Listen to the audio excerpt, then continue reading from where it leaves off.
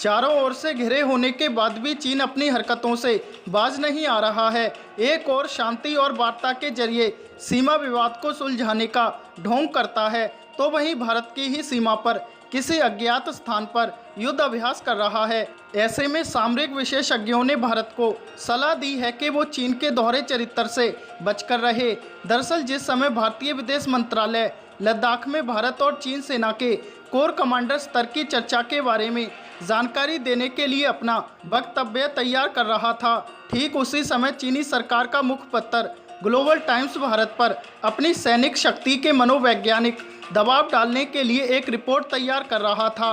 ये report central चीन के हुबेई प्रांत से कुछ घंटों में ही हजारों किलोमीटर दूर ऊंचाई वाले उत्तर पश्चिमी क्षेत्र तक हजारों सैनिकों और भारी बख्तरबंद गाड़ियों को तैनात करने और चीनी सेना के युद्ध अभ्यास के बारे में थी। इसकी बाकायदा एक टीवी रिपोर्ट भी बनाई गई, जिसमें सैनिकों और भारी सैनिक साजो सामान को उस इलाके में पहुंचाते दिखाया गया।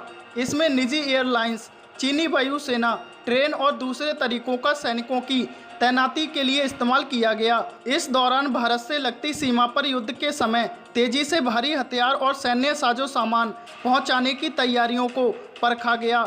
ये वही इलाका है जहां पिछले एक महीने से दोनों देशों की सेनाएं आमने सामने हैं। संदेश साफ है, चीन अपनी बात मनवाने के लिए ताकत का इस्तेमाल करने की तैयारी में है। इस पर चीनी विशेषज्ञों ने कहा कि पूरी प्रक्रिया को कुछ ही घंटों में पूरा कर लिया गया, जिसमें ज़रूरत पड़ने पर सीमा सुरक्षा को जल्द से जल्द मजबूत करने की चीन की क्षमता का प्रदर्शन किया गया।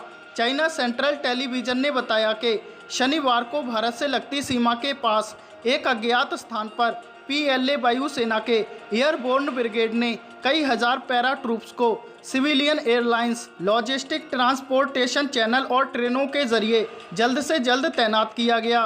लद्दाख सीमा पर जारी तनाव को लेकर शनिवार को ही कोर कमांडर लेवल की बातचीत और आज चीन का दोहरा चरित्र फिर से दुनिया के सामने आ गया।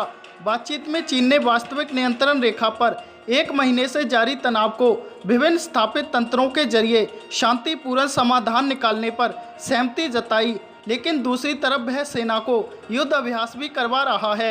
इसी दोहरे रवैये ने चीन के लिए दुनिया भर में विश्वसनीयता का संकट खड़ा कर दिया है, लेकिन उसकी नज़र ही नहीं खुल रही।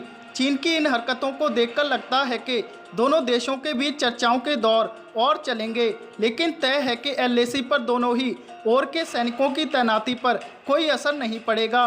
पिछले एक महीने से लद्दाख के गलवान घाटी और पेंगोंग झील के किनारे तैनात हजारों सैनिक अभी एक दूसरे के सामने ही तैनात रहेंगे।